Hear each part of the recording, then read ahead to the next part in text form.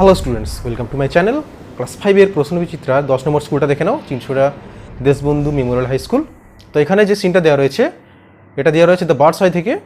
দেখো, it was a bright and sunny morning, এটা ছিল রৌদ্রোজ্জ্বল সকাল। A large group of young boys gathered in the woodland with their bows and arrows. একদল বালক তারা তাদের তীর ধনুক নিয়ে জড়সড় হয়েছিল। But they are not just ordinary boys, তারা কোনো সাধারণ বালক ছিল না। They are the 5 Pandavas and the 100 Kauravas, তারা ছিল পঞ্চ পাণ্ডব এবং শত Kaurava. The 5 Pandavas brother and 100 Kaurava brothers war cousin, তারা ছিল খুড়তুতো সব ভাই, একে অপরে তারা সবাই ছিল একে অপরে খুড়তুতো ভাই।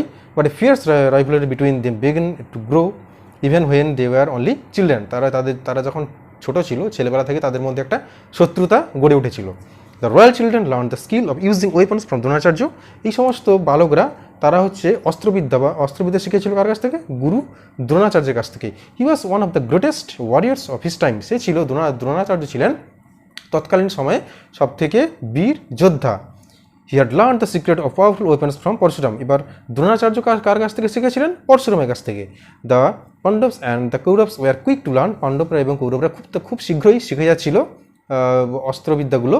The soon picked up various skill, এবং তারা বিভিন্ন স্কিল অর্থাৎ দক্ষতায় দক্ষ হয়ে উঠল। All the princess learn the use of all the weapon, সমস্ত রাজপুত্রেরা সমস্ত অস্ত্রের যে ব্যবহারগুলো তারা শিখে গেছিল খুব তাড়াতাড়ি। Each of them had their own favourite weapons, এবং প্রত্যেকের এক একটা প্রিয় অস্ত্র ছিল। Duryodhana and Bhima favour the mace, Duryodhana এবং ভীম তারা হচ্ছে গদাটাকে বেশি প্রেফার করতো, তারা মানে গদাটাকে বেশি পছন্দ করতো। Yudhishthir choice of weapon was the spear, যুধিষ্ঠিরের সবথেকে পছন্দের অস্ত্র কী ছিল? বল্লম।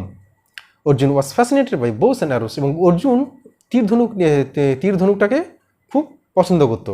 The twins Nakul and Sahadev were most comfortable with swords, Nakul এবং সহদেব তাদের প্রিয় অস্ত্র কী ছিল? তরবার, মানে তরবারি যেটাকে বলে। তো এই ছিল তোমাদের দ্য বার্ডস আই থেকে তুলে দেওয়া একটা সিন। এবার এখান থেকে কোশ্চেন আনসারগুলো দেখে নাও। হু ওয়াজ দ্রোণাচার্য? দেখো, Dronacharya was one of the greatest warriors of his time.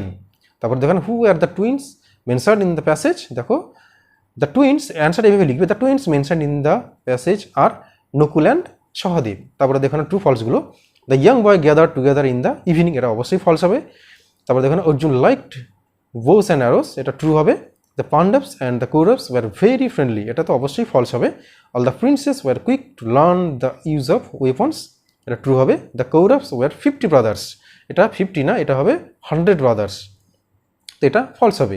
এবার দেখো, তারপরে একটা ছক দিয়েছে, name of the Prince favourite weapons, অর্থাৎ কিছু কিছু দেওয়া আছে রাজপুত্রদের নাম, এবং তারপরে লিখতে হবে প্রিয় অস্ত্র। আবার কোথাও কোথাও দেওয়া আছে প্রিয় অস্ত্র, এবার সেই অস্ত্রগুলো কারা কারা পছন্দ করতো। প্রথম দেখো স্পিয়ার, এটা হবে যুধিষ্ঠির। তারপর দেখো দুর্যোধন, এটা হবে মেস। নকুল এটা হবে sword. Arjun bows and arrows, আর নকুল অ্যান্ড সহদেব সৌট, আর দুর্যোধন মেস। তো এই ছিল তোমাদের সিন থেকে ABC, অর্থাৎ answer the following questions, true false এবং একটা ছক। তারপরে দেখে নেব আনসিন। দেখো,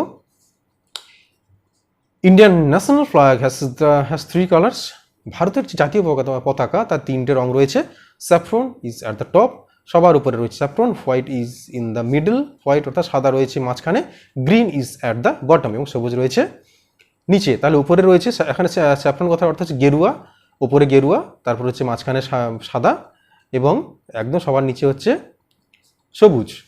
দেয়ার is a blue wheel at the centre, এবং এই পতাকার মাঝখানে একটা চক্র থাকে, এবং সেই চক্রটার রং হচ্ছে নীল। ইট স্ট্যান্ডস ফর প্রোগ্রেস, এটা হচ্ছে কিসের প্রতীক? না, উন্নতির প্রতীক। We hoist our national flag on 15 August which is our independence day, আমরা জাতীয় পতাকা উত্তোলন করি 15ই আগস্ট, যেটা হচ্ছে আমাদের স্বাধীনতা দিবস। We also hoist it on 26 January which is our republic day, এছাড়াও আমরা 26 জানুয়ারি পতাকা উত্তোলন করি, সেটা হচ্ছে আমাদের প্রজাতন্ত্র দিবস।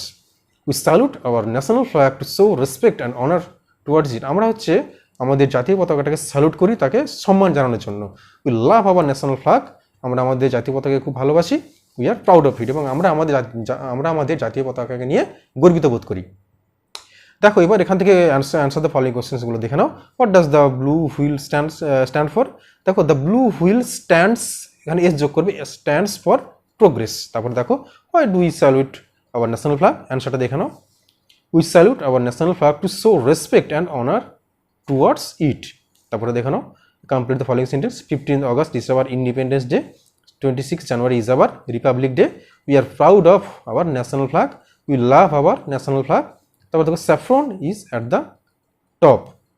তারপরে দেখে নাও tick mark, there are 3 colors in our national flag, there are green colors at the bottom of the flag, there is a blue wheel at the center।